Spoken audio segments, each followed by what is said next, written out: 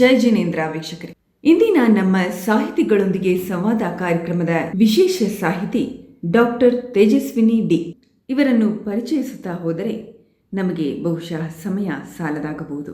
ನಮಗಿರುವ ಅಲ್ಪ ಸಮಯದಲ್ಲಿ ಇವರನ್ನು ಪರಿಚಯಿಸಲು ಅಸಾಧ್ಯವಾದರೂ ಒಂದು ಸಣ್ಣ ಪ್ರಯತ್ನ ನನ್ನದಾಗಿದೆ. ಇವರ ತಂದೆ ತಾಯಿ ಮೂಲತಃ ದಕ್ಷಿಣ ಕನ್ನಡ ಜಿಲ್ಲೆಯವರು, ನೆಲೆಸಿದ್ದು ಮೈಸೂರಿನಲ್ಲಿ. ಹಾಗಾಗಿ ತೇಜಸ್ವಿನಿಯವರ ಜನ್ಮ ದಕ್ಷಿಣ ಕನ್ನಡ ಜಿಲ್ಲೆಯಲ್ಲಾದರೂ ವಿದ್ಯಾಭ್ಯಾಸ ಮೈಸೂರಿನಲ್ಲಿ ಆದದ್ದು. BCom, ಅಲಂಕಾರಶಾಸ್ತ್ರ MA, ಜೈನ ಸಿದ್ಧಾಂತ MA, ಸಂಸ್ಕೃತ MA, ಜೈನಾಗಮ ಪ್ರವೀಣ, ಹಿಂದಿ ಪ್ರವೀಣ, ಜೈನ ಆರಾಧನಾ ಮಂಡಲಾನಾಂ ಏಕಂ ಅಧ್ಯಯನಂ ಎಂಬ ವಿಷಯವನ್ನು ಕುರಿತು ಸಂಸ್ಕೃತ ಭಾಷೆಯಲ್ಲಿ ರಚಿಸಲ್ಪಟ್ಟ ಪ್ರಬಂಧಕ್ಕೆ ಕರ್ನಾಟಕ ಸಂಸ್ಕೃತ ವಿಶ್ವವಿದ್ಯಾನಿಲಯದಿಂದ PhD ಪದವಿ ದೊರೆತಿದೆ. 10ನೇ ತರಗತಿಯಲ್ಲಿ ಇದ್ದಾಗಲೇ ಸಂಸ್ಕೃತ ಭಾಷೆಯ ಪ್ರಚಾರಕ್ಕೆ ತಮ್ಮನ್ನು ತೊಡಗಿಸಿಕೊಂಡ ಇವರು 100ಕ್ಕಿಂತ ಹೆಚ್ಚು ಸಂಸ್ಕೃತ ಸಂಭಾಷಣಾ ಶಿಬಿರಗಳನ್ನು ಮೈಸೂರು, ಬೆಂಗಳೂರು, ಉಡುಪಿ, ಕಾಶಿ, ದೆಹಲಿ, ಬೀದರ್ ಮುಂತಾದ ಕಡೆಗಳಲ್ಲಿ ಆಯೋಜಿಸಿ ಪಾಠಗಳನ್ನು ಹೇಳಿಕೊಟ್ಟಿದ್ದಾರೆ.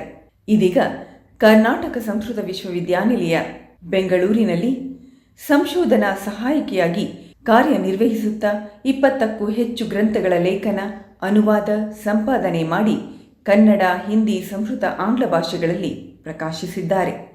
ಅನೇಕ ಸಂಘ ಸಂಸ್ಥೆಗಳು ಇವರನ್ನು ಸನ್ಮಾನಿಸಿವೆ. ಜಿನದರ್ಶನ ಟಿವಿ ಚಾನೆಲ್ ವತಿಯಿಂದ ಜಿನದರ್ಶನ ಪುರಸ್ಕಾರ, ಸೋಂದಾ ಜೈನ ಮಠದ ವತಿಯಿಂದ ಭಟ್ಟಾಕಲಂಕ ಪ್ರಶಸ್ತಿ ಕೂಡ ದೊರೆತಿದೆ. ಸಿರಿಭೂವಲಯ ವಿಶ್ವದ 10ನೇ ಆಶ್ಚರ್ಯಕರ ಗ್ರಂಥ ಎಂದು ಅಂದಿನ ರಾಷ್ಟ್ರಪತಿ ಬಾಬು ರಾಜೇಂದ್ರ ಪ್ರಸಾದ್ ಅವರಿಂದ ಘೋಷಿತವಾದ ಸಿರಿಭೂವಲಯ ಗ್ರಂಥ ತನ್ನದೇ ಆದ ವಿಶೇಷತೆಗಳಿಂದ ಸುವಿಖ್ಯಾತಗೊಂಡಿದೆ.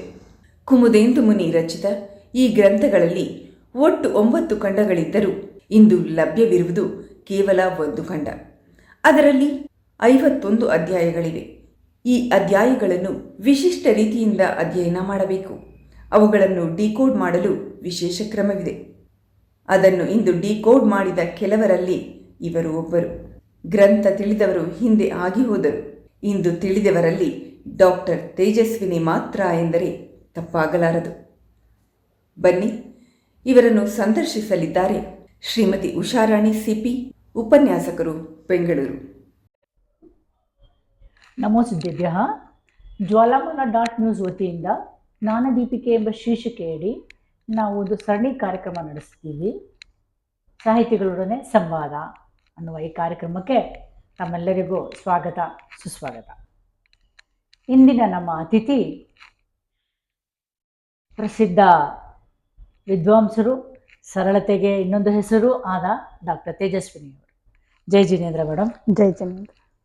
ಮೂಲತಃ ದಕ್ಷಿಣ ಕನ್ನಡದವರಾದ ನೀವು ಓದಿದ್ದೆಲ್ಲ ಮೈಸೂರಲ್ಲಿ, ಈಗ ಕೆಲಸ ಮಾಡ್ತಿರೋದು ಬೆಂಗಳೂರಿನಲ್ಲಿ. ಈ 3 ಸ್ಥಳಗಳು ಬಹಳ ವೈವಿಧ್ಯವಾಗಿದೆ. ಅಂದರೆ ಒಂದು ಇದಾಗಿ ಸಾಂಸ್ಕೃತಿಕವಾಗಿ ಆಗಲಿ, ಸಾಮಾಜಿಕವಾಗಲಿ ಬಹಳ ವಿಭಿನ್ನವಾದ ಬ್ಯಾಕ್ಗ್ರೌಂಡ್ ಇರೋವಂಥ ಸ್ಥಳಗಳು. ಈ ನಿಮ್ಮ ಪ್ರಯಾಣ ಈ 3 ಸ್ಥಳದಲ್ಲಿ ಆಯ್ತಲ್ಲ, ಇದು ನಿಮ್ಮ ವ್ಯಕ್ತಿತ್ವದ ಮೇಲೆ ಎಷ್ಟು ಮಟ್ಟಿಗೆ ಪರಿಣಾಮ ಬೀರಿದೆ? ನಾನು ತುಂಬ ಅದೃಷ್ಟವಂತಳು ಅಂತ ಹೇಳಲಿಕ್ಕೆ ಇಷ್ಟಪಡ್ತೇನೆ ಈ ವಿಷಯದಲ್ಲಿ. ದಕ್ಷಿಣ ಕನ್ನಡ ಆರಂಭದಿಂದಲೂ ಯಾವಾಗ ಸಂಸ್ಕೃತದ ವಿಷಯವನ್ನು ಕೇಳ್ತೇನೋ ಆಗ ಆರಂಭದಿಂದಲೂ ದಕ್ಷಿಣ ಕನ್ನಡ ಅಂತಂದರೆ ಬಹಳ ಪ್ರಸಿದ್ಧವಾದಂತಹ, ಹೇಗೆ ಮೈಸೂರು ಅನೇಕ ವಿದ್ವಾಂಸರಿಗೆ ತಾಣವಾಗಿತ್ತು, ಅದೇ ರೀತಿಯಲ್ಲಿ ದಕ್ಷಿಣ ಕನ್ನಡವೂ ಕೂಡ ಅನೇಕ ವಿದ್ವಾಂಸರ ಹುಟ್ಟಿಗೆ ಕಾರಣವಾಗಿತ್ತು.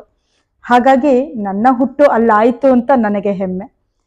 ಅದೇ ರೀತಿಯಲ್ಲಿ ಮೈಸೂರಿನಲ್ಲಿ ನನ್ನ ವಿದ್ಯಾಭ್ಯಾಸ ಆಗಿದ್ದು, ಅದು ರಾಜಾಶ್ರಯವನ್ನು ಕೊಟ್ಟಂತಹ ಜಾಗ ವಿದ್ವಾಂಸರುಗಳಿಗೆ. ಹಾಗಾಗಿ ಆ ರಾಜಾಶ್ರಯ ಇರುವಂತಹ ನಗರದಲ್ಲಿ ನನ್ನ ವಿದ್ಯಾಭ್ಯಾಸ ಆಯಿತು ಅಂತ ಹೇಳ್ಕೊಳ್ಳೋದಕ್ಕೆ ಮತ್ತೊಂದು ಹೆಮ್ಮೆ. ಇನ್ನು ನಾನು ನನ್ನ ಜೀವನದ ಮುಖ್ಯ ಘಟ್ಟದಲ್ಲಿದ್ದಾಗ, ಸಂಸಾರಕ್ಕೆ ಕಾಲಿಡಬೇಕಾದ್ರೆ ನನ್ನನ್ನು ಬರಮಾಡ್ಕೊಂಡಿದ್ದು ಬೆಂಗಳೂರು. ನನ್ನ ಪತಿ ಇದ್ದಂತಹ ಊರು ಅದು. ಹಾಗಾಗಿ ಬೆಂಗಳೂರಿಗೆ ಬಂದೆ. ಜನಜೀವನ ಹೇಗಿರುತ್ತೆ ಅನ್ನೋದನ್ನ ಕಲಿತೆ. ಅದು ಮತ್ತೊಂದು ವಿದ್ಯೆಯ ಹಂತ ಅಂತ ಹೇಳ್ಬೋದು. ಹಾಗಾಗಿ 3 ನಗರಗಳು ಕೂಡ ನನ್ನ ವಿದ್ಯೆಗೆ ಪೋಷಕವಾದ ನಗರಗಳಾದವು ಅಂತ ಹೇಳಲಿಕ್ಕೆ ಇಷ್ಟಪಡ್ತೇನೆ. ಇದು ನನ್ನ ಜೀವನದ ಅದೃಷ್ಟ.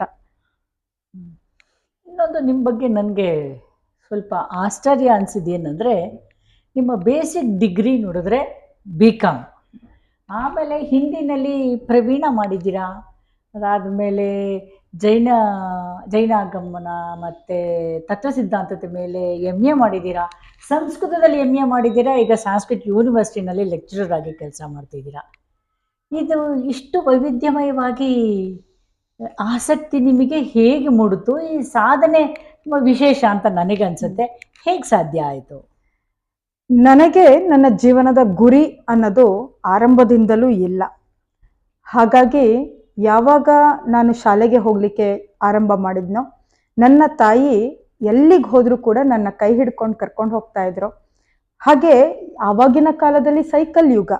ಹಾಗಾಗಿ ನನ್ನ ತಾಯಿ ಕಾಲ್ನಡಿಗೆಯಲ್ಲಿ ಒಂದು ಜಾಗದಿಂದ ಮತ್ತೊಂದು ಜಾಗಕ್ಕೆ ಕರ್ಕೊಂಡು ಹೋಗ್ಬೇಕಾದ್ರೆ ದಾರಿ ಉದ್ದಕ್ಕೂ ನನ್ನ ಮಗಳ ಉಚ್ಚಾರಣೆ ಸ್ಪಷ್ಟವಾಗಿರಬೇಕು ಅಂತ ಅಮರಕೋಶವನ್ನ ಹೇಳ್ಕೊಡ್ತಾ ಹೋಗ್ತಿದ್ರು. ಸೊ ದಾರಿಯಲ್ಲಿ ಕಲಿತ ಪಾಠ ನನ್ನ ತೊದಲು ನುಡಿಗಳಲ್ಲಿ ಅಮರಕೋಶ. ಅದು ನನ್ನ ಮನೆಯ, ನನ್ನ ತಾಯಿಯ ಮೊದಲ ಶಿಕ್ಷಣ ಅಂತ ಹೇಳಲಿಕ್ಕೆ ಇಷ್ಟಪಡ್ತಾನೆ. ಗೊತ್ತಿಲ್ಲದ ರೀತಿಯಲ್ಲಿ ಸಂಸ್ಕೃತ ಎನ್ನುವಂತಹ ಭಾಷೆ ನನ್ನ ಜೀವನದ ಒಂದು ಭಾಗವಾಗಿ ಹೋಯಿತು. ನನ್ನ ಮಾತೃಭಾಷೆ ತುಳು, ತಂದೆ ತಾಯಿ ಇಬ್ರು ತುಳುನಲ್ಲಿ ಮಾತಾಡ್ತಾ ಇದ್ರು. ಹಾಗಾಗಿ ಮಾತೃಭಾಷೆ ತುಳುವಾಯಿತು. ಮುಂದೆ ನನಗೆ ಸಿಗುವಂತಹ ಪತಿ ಹಿಂದಿ ಭಾಷೆಯವರಾಗಿದ್ರು. ಅದಕ್ಕೆ ಏನೋ ನನ್ನ ಜೀವನದಲ್ಲಿ ಮೊದಲೇ ಹಿಂದಿ ಪ್ರವೀಣವೂ ಕೂಡ ಅಂತರ್ಗತವಾಯಿತು ಅಂತ ಹೇಳಲಿಕ್ಕೆ ಇಷ್ಟಪಡ್ತೇನೆ. ನಾನು ಇದ್ದಂತಹ ಮೈಸೂರಿನಲ್ಲಿ ಇದ್ದಂತಹ ಒಂದು ಜಯನಗರ ಅನ್ನುವಂತಹ ಏರಿಯಾ ಬಹಳ ವಿದ್ವತ್ತತೆಗೆ ಪೋಷಕವಾದಂತಹ ಏರಿಯಾ.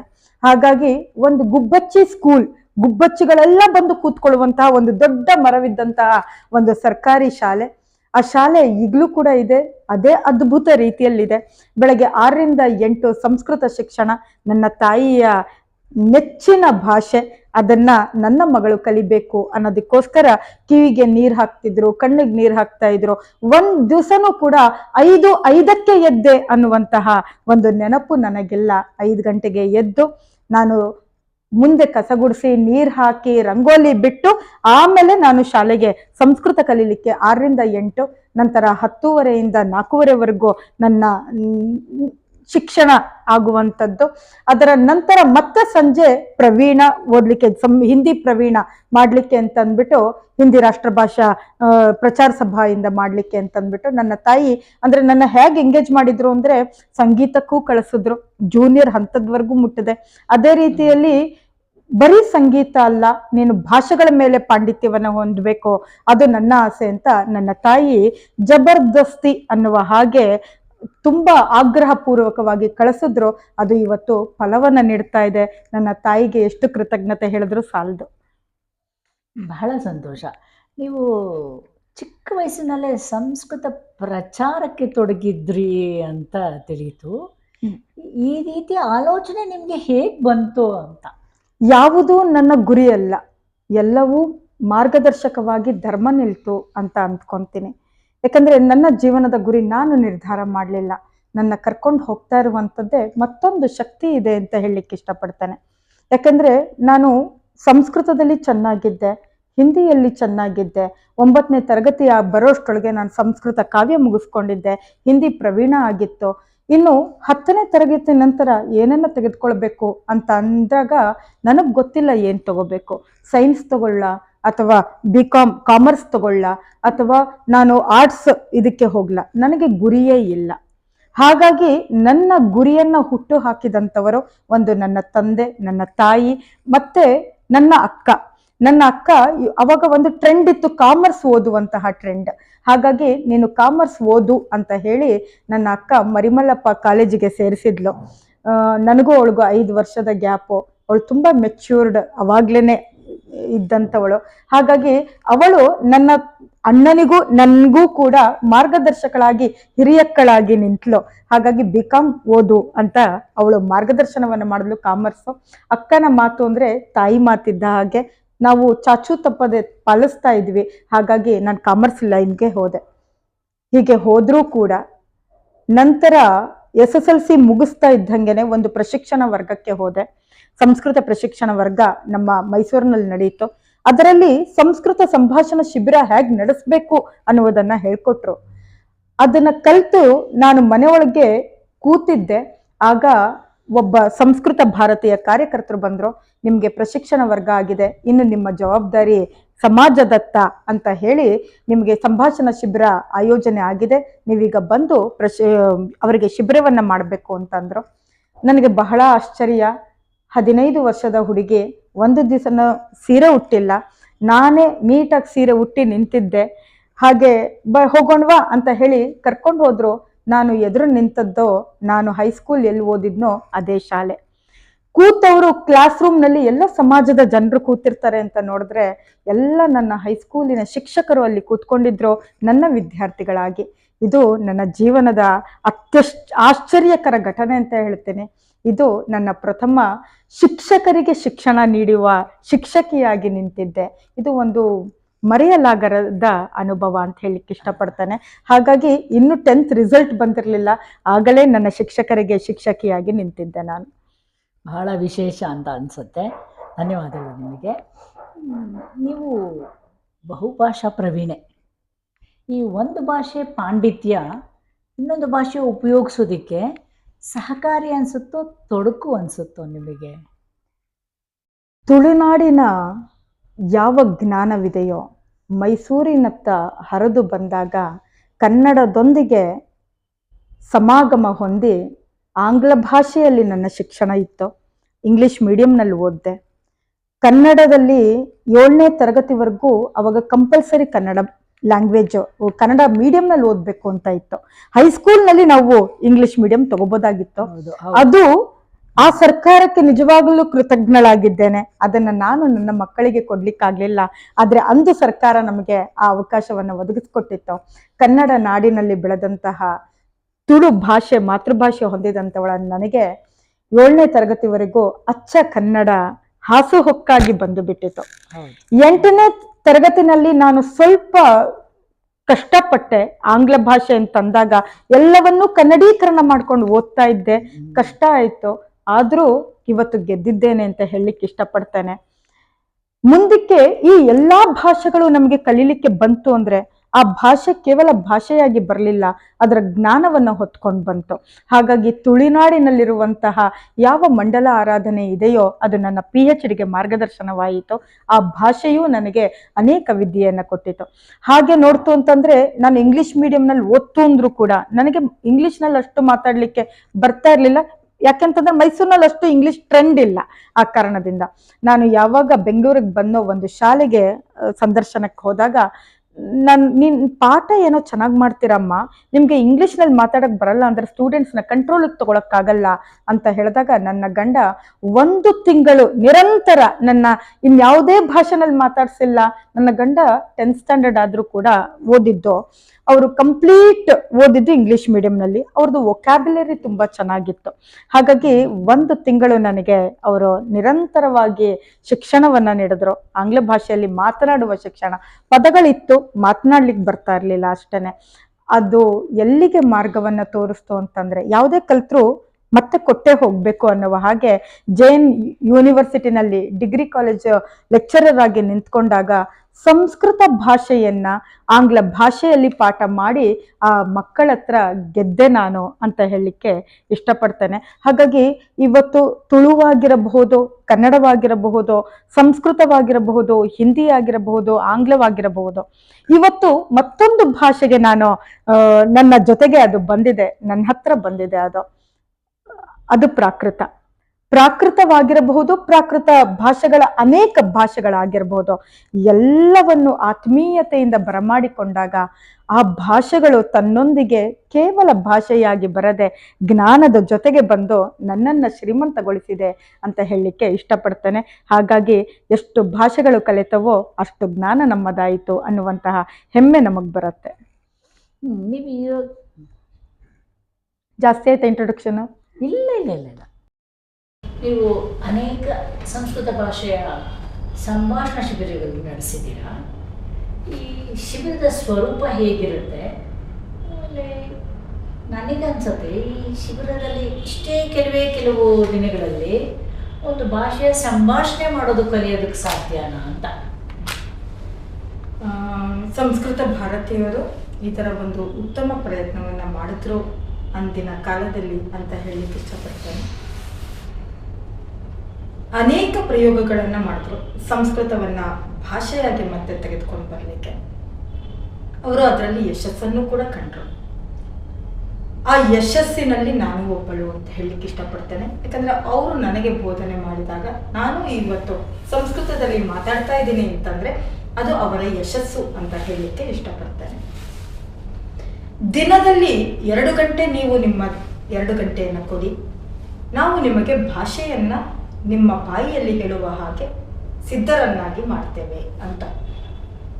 ಅದರಲ್ಲಿ ಬರೆಯೋದಿರೋದಿಲ್ಲ, ಓದೋದಿರೋದಿಲ್ಲ. ಮಗು ಹೇಗೆ ಬರೆಯದೆ ಓದದೆ ಒಂದು ಭಾಷೆಯಲ್ಲಿ ಮಾತನಾಡುವುದನ್ನು ಕಲಿತಿತ್ತೋ, ಕೇಳ್ತಾ ಇತ್ತೋ, ಅದೇ ರೀತಿಯಲ್ಲಿ ಸಂಸ್ಕೃತವನ್ನು ನೀವು ಕೇಳಿ 2 ಗಂಟೆ, ನೀವು ಮಾತನಾಡಿ ಸಂಸ್ಕೃತದಲ್ಲಿ ನಾವು ಮಾತನಾಡುತ್ತೇವೆ ಅಂತ ಆ ಕ್ರಮದಲ್ಲಿ ಸಂಸ್ಕೃತ ಭಾಷೆಯನ್ನು ದಿನಕ್ಕೆ 2 ಗಂಟೆ ಎನ್ನುವ ಹಾಗೆ 10 ದಿನಗಳಲ್ಲಿ ಹೇಳ್ಕೊಡ್ತೇವೆ. 10ನೇ ದಿನ ಅವರ ಒಂದು ಪರಿಚಯವನ್ನು ಕೇಳ್ತು ಅಂದರೆ ಸಂಸ್ಕೃತದಲ್ಲಿ, ಅವರು ಸಂಸ್ಕೃತದಲ್ಲೇ ಉತ್ತರ ಕೊಡೋದಕ್ಕೆ ನಮ್ಮ ಪ್ರಶ್ನೆಯೂ ಅರ್ಥ ಆಗುತ್ತೆ, ಅವರಿಗೆ ಉತ್ತರವನ್ನೂ ಸಂಸ್ಕೃತದಲ್ಲೇ ಕೊಡಲಿಕ್ಕೆ ಸಮರ್ಥರಾಗ್ತಾರೆ. ಆದ್ದರಿಂದ ಈ ಶಿಬಿರ ಅನ್ನುವಂಥದ್ದು ನಿಜಕ್ಕೂ ಒಂದು ಯಶಸ್ಸಿನ ಪ್ರತೀಕ ಭಾಷೆಯ ವಿಷಯದಲ್ಲಿ ಅಂತ ಹೇಳಲಿಕ್ಕೆ ಇಷ್ಟಪಡ್ತೇನೆ. ಅಂದರೆ ಇದಕ್ಕೆ ಅವರಿಗೆ ಯಾವುದೇ ಬ್ಯಾಕ್ಗ್ರೌಂಡ್ ಇರೋದು ಬೇಕಿಲ್ಲ, ಅವರೇನು ಸಂಸ್ಕೃತ ಕಲ್ತಿರ್ಬೇಕಾಗಿಲ್ಲ, ಏನಿಲ್ಲ. ಅವರು ಯಾವುದೇ ಭಾಷೆಯ ಬ್ಯಾಕ್ಗ್ರೌಂಡ್ ಇದ್ರೂ ಕೂಡ ಇಲ್ಲಿಗೆ ಬಂದಾಗ ಅವರು ಸಂಸ್ಕೃತವನ್ನ ಕೇಳ್ತಾರೆ, ಸಂಸ್ಕೃತದಲ್ಲಿ ಮಾತನಾಡ್ತಾರೆ. ಇನ್ನು ನಿಮಗೆ ಈ ಭಾಷೆಯಲ್ಲಿ ರಿಸರ್ಚ್ ಮಾಡಬೇಕು ಅಂತ ಹೇಗೆ ಆಸಕ್ತಿ ಮೂಡಿತು? ಆಮೇಲೆ ನಿಮ್ಮ ರಿಸರ್ಚ್ದು ಟಾಪಿಕ್ ಏನಾಗಿತ್ತು? ರಿಸರ್ಚ್ ನಡೆಸಿದ ನಿಮ್ಮ ಅನುಭವ ದಯವಿಟ್ಟು ನಮ್ಮಲ್ಲಿ ಹಂಚಿ. ಮೊದಲು ವಿದ್ವತ್ ಸಭೆಗಳು ನಡೀತಾ ಇತ್ತು ಅಂತ ನಾನು ಅಧ್ಯಯನ ಮಾಡಬೇಕಾದ್ರೆ ಕೇಳಿದ್ದೆ. ನಾನು 2011ರಲ್ಲಿ ಜೈನ್ ಯೂನಿವರ್ಸಿಟಿನಲ್ಲಿ ಡಿಗ್ರಿ ಕಾಲೇಜ್ ಲೆಕ್ಚರರ್ ಆಗಿದ್ದಾಗ ಆ ಸಮಯದಲ್ಲಿ ಶ್ರವಣಬೆಳಗೊಳದಲ್ಲಿ ಪ್ರೇಮ್ ಸುಮನ್ ಜಿ ಅವರು, ನಮ್ಮ ಪೂಜ್ಯ ಭಟ್ಟಾರಕರ ಮಾರ್ಗಾನುಸಾರವಾಗಿ ಅವರು ಒಂದು ಪ್ರಾಕೃತ ಅಂತಾರಾಷ್ಟ್ರೀಯ ಒಂದು ವಿಚಾರ ಸಂಕಿರಣವನ್ನು ಇಟ್ಕೊಂಡಿದ್ರು. ನಾನು ಅವಾಗ ಒಂದು ಪತ್ರವನ್ನು ಬರೆದಿದ್ದೆ ಪೂಜ್ಯ ಭಟ್ಟಾರಕರಿಗೆ. ನಾನು ಈ ರೀತಿ ಮಂಡಲಾರಾಧನಾನಾಂ ಏಕಂ ಅಧ್ಯಯನಂ ಅನ್ನುವಂತಹ ವಿಷಯದಲ್ಲಿ ಸಂಶೋಧನೆ ಮಾಡಲಿಕ್ಕೆ ಇಷ್ಟಪಡ್ತೇನೆ ಅಂತ. ಆಗ ಅವರು ತಕ್ಷಣ ನನಗೆ ಉತ್ತರವನ್ನು ಕೊಟ್ಟಿದ್ರು ಪತ್ರದ ಮೂಲಕ, ಬನ್ನಿ ವಿಚಾರ ಸಂಕಿರಣಕ್ಕೆ ಅಂತ. ನಾನು ಅಂದುಕೊಂಡೆ ವಿಚಾರ ಸಂಕಿರಣವನ್ನು ನೋಡಲಿಕ್ಕೆ ಕರೆದಿಲ್ಲ, ನಾನು ಅದರಲ್ಲಿ ಮಂಡಿಸಿದ್ರೆ ನನಗೆ ಸಂಶೋಧನೆ ಅರ್ಥ ಆಗುತ್ತೆ ಅಂತ ಅಂದ್ಕೊಂಡ್ಬಿಟ್ಟೆ. ಅಲ್ಲಿಗೆ ಸಿದ್ಧಳಾಗಿ ಹೋದೆ. ಚಂದ್ರ ಪ್ರಜ್ಞಪ್ತಿ, ಜಂಬೂದ್ವೀಪ ಪ್ರಜ್ಞಪ್ತಿಯಲ್ಲಿ ಮಂಡಲಾರಾಧನೆ ಅನ್ನುವಂತಹ ಮಂಡಲ ವಿಷಯಗಳು ಅನ್ನುವ ವಿಷಯದಲ್ಲಿ ನಾನು ಬರ್ಕೊಂಡು ಹೋದೆ. ಅಲ್ಲಿ ಹೋಗಿ ಆಂಗ್ಲ ಭಾಷೆಯಲ್ಲಿ ಪಠಣ ಮಾಡಿದೆ ಅದನ್ನು. ಅಲ್ಲಿ ಗೊತ್ತಾಯಿತು ಸಂಶೋಧನೆ ಏನು ಅಂತ. ನಾವು ಒಂದು ಗ್ರಂಥವನ್ನು ಹಿಡಿದುಕೊಂಡು ಸಂಶೋಧನೆ ಹೇಗೆ ಮಾಡಬೇಕು ಅನ್ನೋದು ಗೊತ್ತಾಯಿತು. ನಂತರ ನನ್ನ ಅಣ್ಣನ ಮಿತ್ರ ಈ ಥರ ಗುಂಡೂರಾವ್ ಅನ್ನೋರು ಮೈಸೂರಿನಲ್ಲಿದ್ದಾರೆ. ಅವರು ಬೌದ್ಧ ಸಾಹಿತಿಗಳು. ಅವ್ರ ಹತ್ರ ಅನೇಕ ಗ್ರಂಥಗಳಿದೆ, ಎಲ್ಲವನ್ನೂ ಗ್ರಂಥಾಲಯಕ್ಕೆ ಕೊಟ್ಟುಬಿಟ್ಟಿದ್ದಾರೆ. ಏಜ್ ಫ್ಯಾಕ್ಟರು ಒಂದು ಗ್ರಂಥ ಮಾತ್ರ ಇಟ್ಕೊಂಡಿದ್ದಾರೆ, ಶ್ರೀ ಭೂವಲಯ. ಅದನ್ನು ಯಾರು ಅರ್ಥ ಮಾಡಿಕೊಳ್ಳಲು ಸಮರ್ಥರೋ ಅವರಿಗೆ ನಾನು ಅದನ್ನು ಕೊಡ್ತೇನೆ ಅಂತ ಹೇಳಿದ್ರು.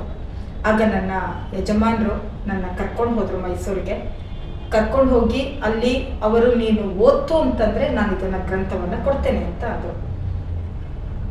ಯಾವ ಪೂರ್ವ ಭವದ ಜ್ಞಾನವೂ ಗೊತ್ತಿಲ್ಲ.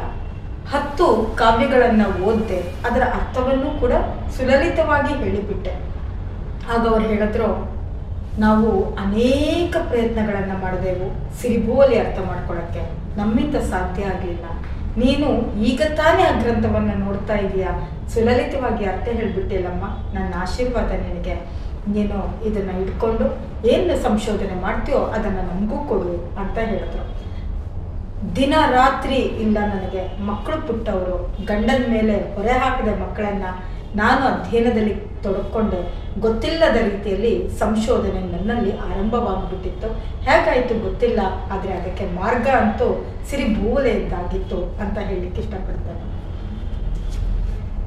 ನಿಮ್ಮಂಥವರಿಗೆ ಪ್ರಶಸ್ತಿ ಪುರಸ್ಕಾರಗಳು ತಾನಾಗಿ ಅರಸಿ ಬರೋದು ಬಹಳ ಸಹಜ. ನಿಮಗೂ ಹಾಗೆ ಪ್ರಶಸ್ತಿಗಳು ಸಿಕ್ಕಿದೆ. ಆ ಒಂದು ಸಂಭ್ರಮದ ಕ್ಷಣಗಳನ್ನು ನಮ್ಮ ಜೊತೆ ಮೆಲ್ಕು ಹಾಕ್ಬೋದಾ ನೀವು? ನಾನು ಜನರೊಂದಿಗೆ ಬೆರೀಲಿಕ್ಕೆ ಇಷ್ಟಪಡ್ತೇನೆ. ಅವರಿಂದ ಪ್ರತ್ಯೇಕಳಾಗಲಿಕ್ಕೆ ನಾನು ಇಷ್ಟಪಡಲ್ಲ.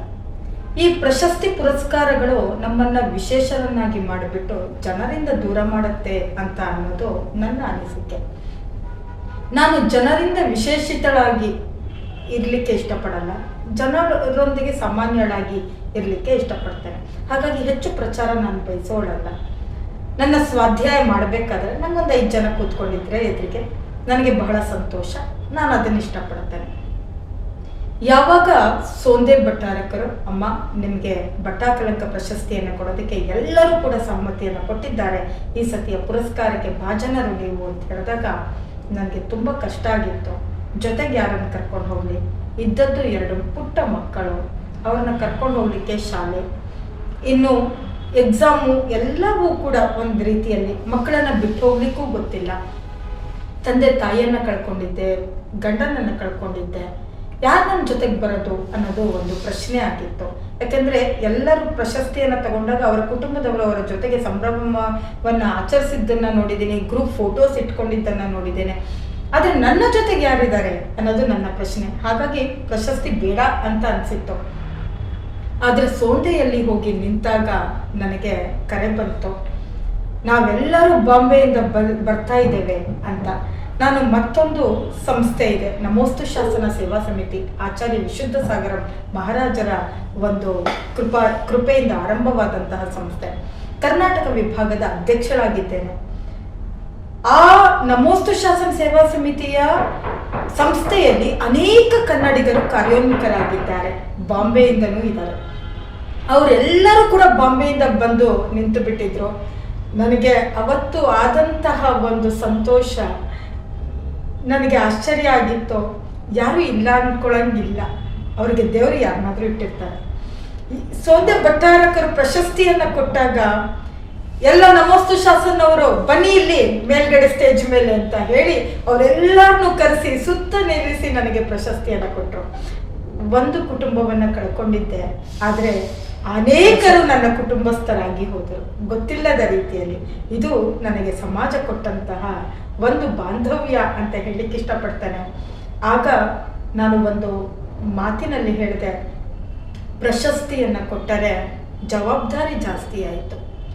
ಯಾವುದನ್ನು ಗುರುತಿಸಿ ನಮಗೆ ಪ್ರಶಸ್ತಿಯನ್ನು ಕೊಟ್ಟರೋ ಆ ಮಾರ್ಗದಲ್ಲಿ ನಮಗಿನ್ನೂ ಕಾರ್ಯಗಳಿದೆ, ನಮ್ಮ ಜವಾಬ್ದಾರಿ ಜಾಸ್ತಿ ಆಯಿತು ಅಂತ ಗುರುತಿಸೋದಕ್ಕೆ ಈ ಪ್ರಶಸ್ತಿ ಅಂತ ಹೇಳಿ ನಾನು ಆದಷ್ಟು ಆ ಜವಾಬ್ದಾರಿಯನ್ನು ತೆಗೆದುಕೊಳ್ಳಲಿಕ್ಕೆ ಇಷ್ಟಪಡ್ತೇನೆ ಅಂತ ಹೇಳಿ ಬಂದಿದ್ದೆ ಅವತ್ತು. ಅದರಲ್ಲಿ ಎಷ್ಟು ಯಶಸ್ವಿಯಾಗಿದ್ದೇನೆ ನನಗೆ ಗೊತ್ತಿಲ್ಲ, ಆದರೆ ಪ್ರಶಸ್ತಿಗಳು ನನಗೆ ಸ್ವಲ್ಪ ಇರುಸು ಮುರುಸು. ರಾಕ್ಷಸವನ್ನು ಉಳಿಸ್ಬೇಕು, ಬೆಳೆಸಬೇಕು ಅನ್ನೋ ನಿಮ್ಮ ಪ್ರಯತ್ನ ಮೆಚ್ಚುವಂಥದ್ದು. ಈ ನಿಮ್ಮ ಚಟುವಟಿಕೆ ಬಗ್ಗೆ ನನಗೆ ಸ್ವಲ್ಪ ಮಾಹಿತಿ ನೀಡ್ತೀರಾ? ನಾನು 6 ವರ್ಷಗಳ ಕಾಲ ಆನ್ ಡೆಪ್ಯುಟೇಷನ್, ನನ್ನ ಪತಿಯ ಮರಣಾನಂತರ ಆನ್ ಡೆಪ್ಯುಟೇಷನ್ನು ನನಗೆ ಆಗ ಇದ್ದಂತಹ ಇನ್ಚಾರ್ಜ್ VC ಶ್ರೀನಿವಾಸ್ ವರ್ಕೇಡಿ ಅನ್ನುವಂಥವರು ನನಗೆ ನಿಮ್ಗೊಂದು ಚೇಂಜ್ ಬೇಕು ತೇಜಸ್ವಿನಿ, ನೀವು ಹೋಗು ಮೈಸೂರಿಗೆ ಅಂತ ಅಂದರು. ತಂದೆ ತಾಯಿ ಜೊತೆಗಿರುವಂಥದ್ದು ಅವ್ರನ್ನೂ ಕಳ್ಕೊಂಡ್ಬಿಟ್ಟೆ ಅದೇ ವರ್ಷದಲ್ಲಿ. ಅದಾದಮೇಲೆ ಮುಂದಕ್ಕೆ ಬಂದಂತಹ VC ಇಲ್ಲ ನೀವು ಬರಬೇಕು ವಾಪಸ್ಸು ಅಂತ ಕರೆದ್ರು.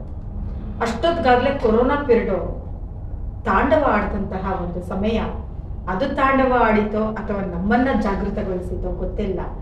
ಕೊರೋನಾ ಪೀರಿಯಡ್ನಲ್ಲಿ ಎಲ್ಲರೂ ಸಕ್ಷಮರಾಗ್ಬಿಟ್ರು. ಒಂದು ಸಿದ್ಧಾಂತ ಗ್ರಂಥಗಳ ಕಡೆಗೆ ಅವರು ಮತ್ತೆ ಭಾರತೀಯರಾಗಿ ಸಿದ್ಧಾಂತ ಗ್ರಂಥಗಳನ್ನ ನೋಡಿದಂತಹ ಕಾಲಘಟ್ಟ ಅದು. ಹಾಗಾಗಿ ಅನೇಕರು ನನ್ನ ಹತ್ರನೂ ಕೂಡ ಕೇಳ್ಕೊಂಡ್ರು, ನೀವು ಕೂಡ ಆನ್ಲೈನಲ್ಲಿ ಪಾಠ ಮಾಡಿ ಅಂತ ಅಂದ್ಬಿಟ್ಟು ಅವಾಗ ಸಿದ್ಧಾಂತ ಗ್ರಂಥಗಳ ಪಾಠವನ್ನ ಆರಂಭಿಸಿದೆ.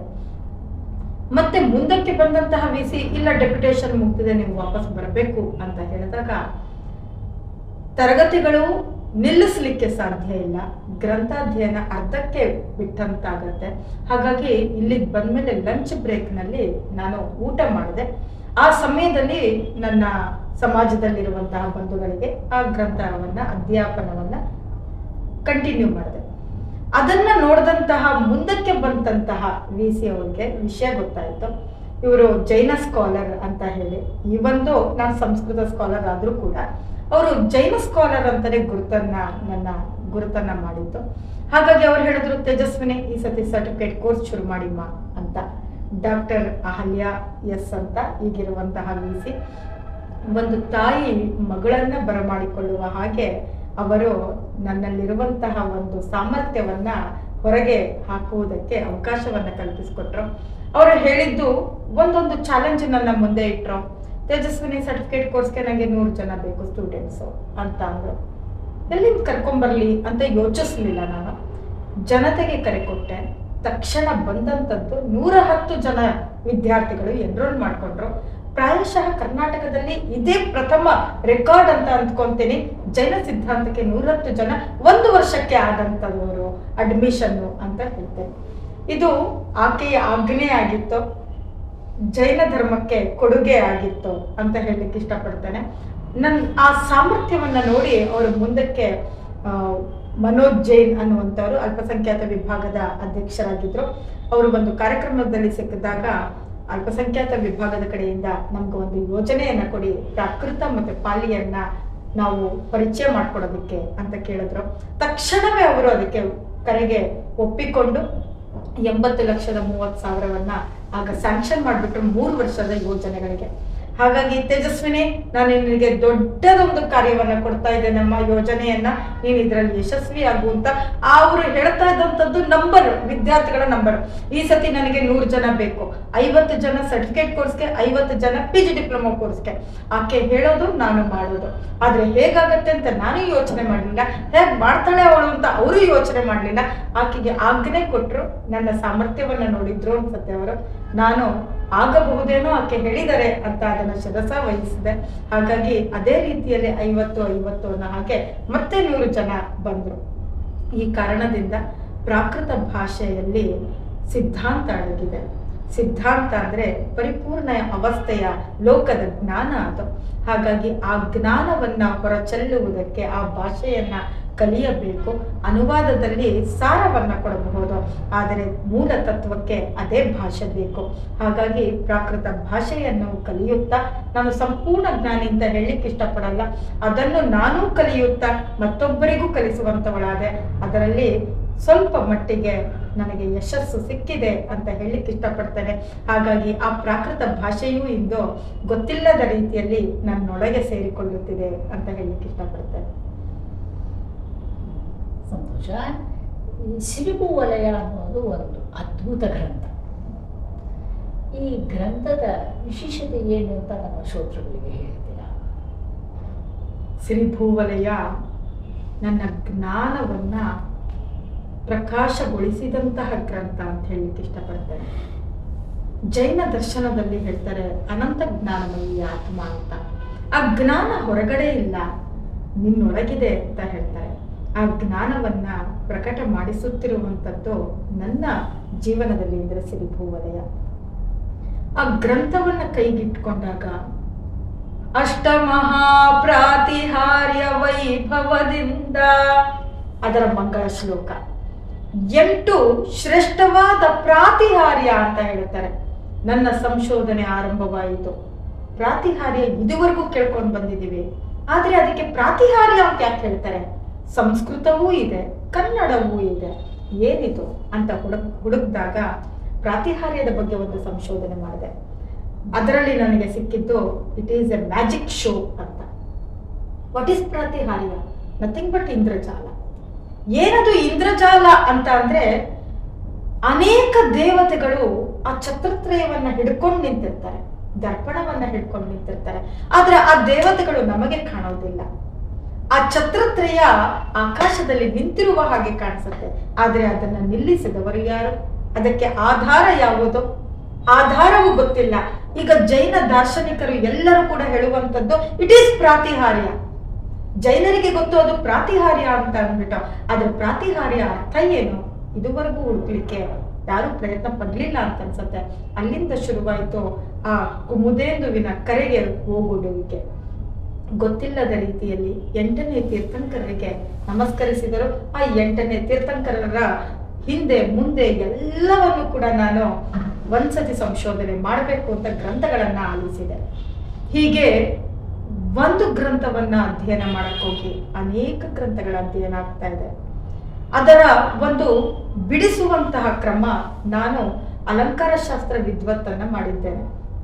ಅದರಲ್ಲಿ ಸಾಹಿತ್ಯ ದರ್ಪಣದಲ್ಲಿ, ಹೇಮಚಂದ್ರಾಚಾರ್ಯರ ಕಾವ್ಯಾನುಶಾಸನದಲ್ಲಿ ಅನೇಕ ಬಂಧಗಳ ಪರಿಚಯವನ್ನ ಮಾಡಿಸ್ತಾರೆ. ಸರ್ಪಬಂಧ, ಹಾಗೆ ಚಕ್ರಬಂಧ, ಅನೇಕ ಬಂಧಗಳ ಪರಿಚಯವನ್ನ ಮಾಡಿಸ್ತಾರೆ. ಇಲ್ಲಿ ಬರುವಂಥದ್ದು ಪದ್ಮ, ಮಹಾಪದ್ಮ ಅಂತ ಬಂಧಗಳ ಹೆಸರನ್ನ ಹೇಳಿದಾಗ ಅರೆ ಇದರ ಅಧ್ಯಯನವೇ ಆಗಿರೋದಲ್ವಾ? ಅಂದ್ರೆ ನಾವು ಯಾವುದರ ಅಧ್ಯಯನ ಮಾಡಿರ್ತೀವೋ ಅದು ಹಾಗೆ ಖಾಲಿ ಹೋಗಲ್ಲ. ಆ ಅಧ್ಯಯನ ಮುಂದಕ್ಕೆ ದಾರಿಯನ್ನ ಮಾಡಿಕೊಟ್ಟಿತ್ತು. ಹಾಗಾಗಿ ಎಲ್ಲರಿಗೂ ಕಷ್ಟವಾಗಬಹುದು, ಆದರೆ ನಾನು ಲೀಲಾಜಾಲವಾಗಿ ಅಂಕಿಯನ್ನ ಅಕ್ಷರದಲ್ಲಿ ಪರಿವರ್ತಿಸಿಬಿಟ್ಟೆ.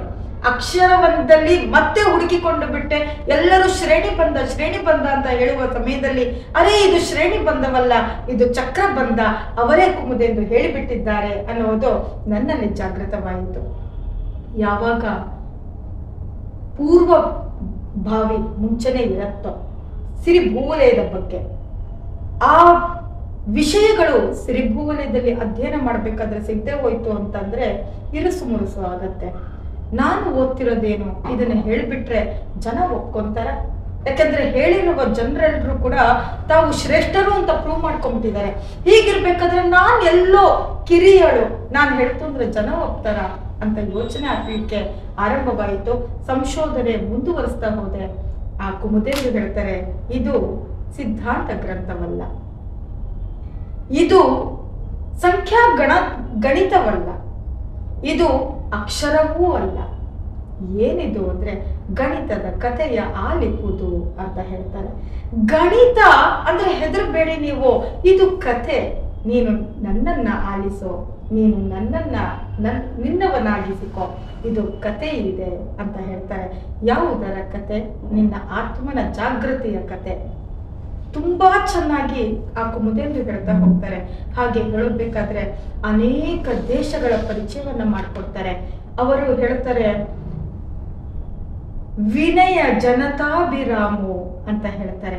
ಇಲ್ಲಿ ನಾನು ಯಾವ ಜಾಗದಲ್ಲಿ ಕೂತ್ಕೊಂಡು ಬರದ್ನೋ ಆ ಜನರೆಲ್ಲರೂ ವಿನಯವಂತರು. ಅಂತಹ ಜಾಗದಲ್ಲಿ ಯಲವ ಭೂಗ್ರಾಮೆ ಅಂತ ಹೇಳ್ತಾರೆ. ಅಂದ್ರೆ ಯಲವಳ್ಳಿಯಲ್ಲಿ ನಾನು ಇದನ್ನ ಬರಿತಾ ಇದ್ದೇನೆ. ಹೇಗೆ ಬರಿತಾ ಇದ್ದೇನೆ ಈ ಮಂಗಳ ಪಹುಡವನ್ನ ಅನ್ನೋದಕ್ಕೆ ಒಂದು ಮಾರ್ಗವನ್ನು ಹೇಳ್ತಾರೆ. ತಮ್ಮದಾಗಿಸಿಕೊಂಡಂತಹ ಮಾರ್ಗವದು ಅವರು. ಇದನ್ನ ನಂದಿ ಗ್ರಾಮೆ, ನಂದಿ ಗಿರಿ, ಅದರ ಓರೆಕೋಡು ಚೂಲಿಕೋಪರಿ ಸ್ಥಿತ ಸೀಮಂದರ ತೀರ್ಥ ಚೈತ್ಯಾಲಯ ಪ್ರದೇಶ ಅಂತ ಹೇಳ್ತಾರೆ. ಇದುವರೆಗೂ ಕೂಡ ಸಿರಿಭೂವಲಯದ ಬಗ್ಗೆ ಯಾರೂ ಅದನ್ನ ಗಮನಿಸಲೇ ಇಲ್ಲ. ಅವ್ರು ಹೇಳ್ತಾರೆ ನಂದಿ ಗ್ರಾಮವಿದೆಯಲ್ಲಿ, ನಂದಿ ಬೆಟ್ಟವಿದೆಯಲ್ಲಿ, ಅದರ ತುತ್ತ ತುದಿಯಲ್ಲಿ ಆದಿನಾಥರಿಂದ ಹಿಡಿದು ಕೃಷ್ಣ ಪರ್ಯಂತ ಚೈತ್ಯಾಲಯಗಳಿವೆ. ಆ ಚೈತ್ಯಾಲಯಗಳ ಸಾಲಿನಲ್ಲಿ ಸೀಮಂದರ ತೀರ್ಥಂಕರರ ಚೈತ್ಯಾಲಯವಿದೆ. ಆ ಚೈತ್ಯಾಲಯದಲ್ಲಿ ನಾನು ಕೂತ್ಕೊಂಡು ತ್ರಿಕಾಲ ಸಂಧ್ಯಾ ವಂದನಾ ಕರಿಷ್ಯೆ ಅಂತ ಹೇಳ್ಕೊಂತಾರೆ. ನಾನು 3 ಹೊತ್ತು ಸಂಧ್ಯಾ ವಂದನೆಯನ್ನ ಮಾಡ್ತೇನೆ. ಇದಕ್ಕೋಸ್ಕರ ಸಂಸ್ಕೃತ ಕಲಿತೇನೇನೋ ನಾನು. ಸಿರಿಭೂವಲಯದಲ್ಲಿ ನನಗೆ ಕನ್ನಡದ ಮಧ್ಯದಲ್ಲಿ ಸಂಸ್ಕೃತಗಳು ಸಿಕ್ಕಿ ಹೋಯಿತು. ಆ ಸಂಸ್ಕೃತ ಹೇಗೆ ಬಂತು ಅಂದ್ರೆ ಸಮುದ್ರದಲ್ಲಿ ದೊರೆಯುವ ರತ್ನಗಳಂತೆ ಅದರಲ್ಲಿ ಇದ್ದಂತಹ ವಿಷಯಗಳು. ಹಾಗಾಗಿ ಇವತ್ತು ಯಾವ ನಮ್ಮ ತೀರ್ಥಕ್ಷೇತ್ರವನ್ನ ನಾವು ಮರೆತು ಬಿಟ್ಟಿದ್ದೇವೋ ಕನ್ನಡ ನಾಡಿನಲ್ಲಿರುವುದನ್ನ ಅದನ್ನ ಅವರು ಜ್ಞಾಪಿಸ್ತಾರೆ, ಅದರ ಪರಿಚಯವನ್ನ ಮಾಡಿಕೊಡ್ತಾರೆ. ಹಾಗಾಗಿ ಸಿರಿಭೂವಲಯ ಹೇಗಿದೆ ಅಂತಂದ್ರೆ ಕನ್ನಡ ನಾಡನ್ನ ಒಬ್ಬ ಕನ್ನಡ ಮುನಿ ಪರಿಚಯವನ್ನ ಮಾಡ್ಕೊಡ್ತಾ ಇದ್ದಾರೆ. ಅದು ಮತ್ತೆ ಹೇಳುತ್ತೆ ಹೇಗೆ ದಿವ್ಯ ಧ್ವನಿ ಓಂಕಾರ ರೀತಿಯಲ್ಲಿ ಮೊಳಗಿತು ಅಂದು ಮಹಾವೀರರ ವಾಣಿ. ಅದೇ ರೀತಿಯಲ್ಲಿ ನನ್ನ ಧ್ವನಿ ಮೊಳಗುತ್ತೆ ಕನ್ನಡದಲ್ಲಿ. ಅವರು ಓಂಕಾರನಾದಕ್ಕೆ ಕನ್ನಡವನ್ನ ಹೋಲಿಸ್ಕೊಂಡು ಹೇಳ್ತಾರೆ. ಓಂಕಾರನಾದದಿಂದ 718 ಭಾಷೆಗಳು ಹೊರಬಂದವು. ಹಾಗೆ ಕನ್ನಡವನ್ನ ಮೂಲವಾಗಿಟ್ಟುಕೊಂಡು 717 ಭಾಷೆಗಳಲ್ಲಿ ಅದರಲ್ಲಿ ಪಾರಸವೂ ಇದೆ, ಆರಸವೂ ಇದೆ, ಲಾಟವೂ ಇದೆ, ಗೌಡವೂ ಇದೆ. ಮಾಗಧವೂ ಇದೆ, ಪೈಶಾಚಿಯೂ ಇದೆ, ಅಪಭ್ರಂಶವೂ ಇದೆ, ಎಲ್ಲವೂ ಇದೆ. 717 ಭಾಷೆಗಳ ಪರಿಚಯವನ್ನ ಮಾಡಿಕೊಟ್ಟು ಬಿಡುತ್ತಾರೆ. ನಾವು ಇಂದು ಕೇಳಿರ್ಲಿಕ್ಕಿಲ್ಲ ಅಂತಹ ಭಾಷೆಯ ಪರಿಚಯವನ್ನ ಮಾಡಿಕೊಡ್ತಾರೆ. ನೀವು ಯಾವ ಕಡೆಯಿಂದ ಓದ್ತಿರೋ ಆ ಕಡೆಯಿಂದ ನೀವು ಈ ಗ್ರಂಥವನ್ನು ನಿಮ್ಮದಾಗಿಸಿಕೊಳ್ಳಲು ಸಾಧ್ಯ. ಯಾಕೆ ಬರುತ್ತೆ ನಾ ಈ ಗ್ರಂಥ ಅಂತ ಒಂದು ವಿಷಯವನ್ನ ಹೇಳ್ತಾರೆ. ಯಾವಾಗ ಧರ್ಮ ಯುದ್ಧ ನಡೀತಾ ಇತ್ತೋ, ಯಾರ ಧರ್ಮ ಶ್ರೇಷ್ಠ ಅಂತ ಆಗ ನನ್ನಲ್ಲಿ ಕೇಳಿದವರು ಕೆಲವರು. ಆಗ ಆ ಜನತೆಗೆ ಯಾವ ಧರ್ಮವನ್ನಾದರೂ ತಮ್ಮದಾಗಿಸಿಕೊಳ್ಳಿ, ಆದ್ರೆ ಮೋಕ್ಷ ಮಾರ್ಗ ಬಂತು ಇದೇ ಇದೆ. ಆದ್ದರಿಂದ ನಮೋ ಅರಿಹಂತಾಣಂ ಓಂ ಭೂಹು ನಮೋ ಸಿದ್ಧಾಣಂ ಓಂ ಭುವಃ ಸ್ವಾಹ ಅಂತ ಹೇಳ್ಕೊಂಡು ಗಾಯತ್ರಿ ಮಂತ್ರದೊಂದಿಗೆ ನವಕಾರ ಮಂತ್ರದ ಸಂಗಮವನ್ನ ತೋರಿಸ್ತಾರೆ. ಅವರು ಹೇಳ್ತಾರೆ 363 ಧರ್ಮಗಳನ್ನ ನಾನು ಇಲ್ಲಿ ಸರಿಸರಿಯಾಗಿ ಜೋಡಿಸಿಕೊಂಡು ಜೈನ ಧರ್ಮವನ್ನೂ ಹೇಳಿಬಿಟ್ಟಿದ್ದೇನೆ. ನಿನಗೆ ಯಾವ ಧರ್ಮ ಬೇಕೋ ಅದನ್ನು ನಿನ್ನದಾಗಿಸಿಕೊ, ಆದರೆ ಎಲ್ಲದರ ಸಂಗಮ ಇದೇ ಆಗಿದೆ. ನೀನು ಧರ್ಮ ಧರ್ಮ ಅಂತ ಹೇಳಬೇಡ, ಧರ್ಮ ಎಲ್ಲವೂ ಒಂದೇ ಆಗಿದೆ. ನೀನು ಅದರನ್ನ ಧಾರಣೆ ಮಾಡು, ಅದನ್ನು ಪಾಲಿಸು ಅಂತ ಆ ಆತ್ಮತತ್ವವನ್ನ ಹೇಳ್ಕೊಡುವಂತಹ ಮಾರ್ಗ ತುಂಬಾ ಅದ್ಭುತವಾದದ್ದು. ಎಲ್ಲರೂ ಹೇಳ್ತಾರೆ ಅಮೋಘ ವರ್ಷನನ್ನ ನೆನೆಸ್ಕೊಂಡ್ರು ಇವರು, ವೀರಸೇನಾಚಾರ್ಯನನ್ನ ನೆನೆಸ್ಕೊಂಡ್ರು ಇವರು. ಆದ್ದರಿಂದ ಇವರ ಕಾಲಘಟ್ಟ 9 ಇರ್ಬೋದು 8 ಇರ್ಬೋದು ಅಂತ ಹೇಳ್ತಾರೆ.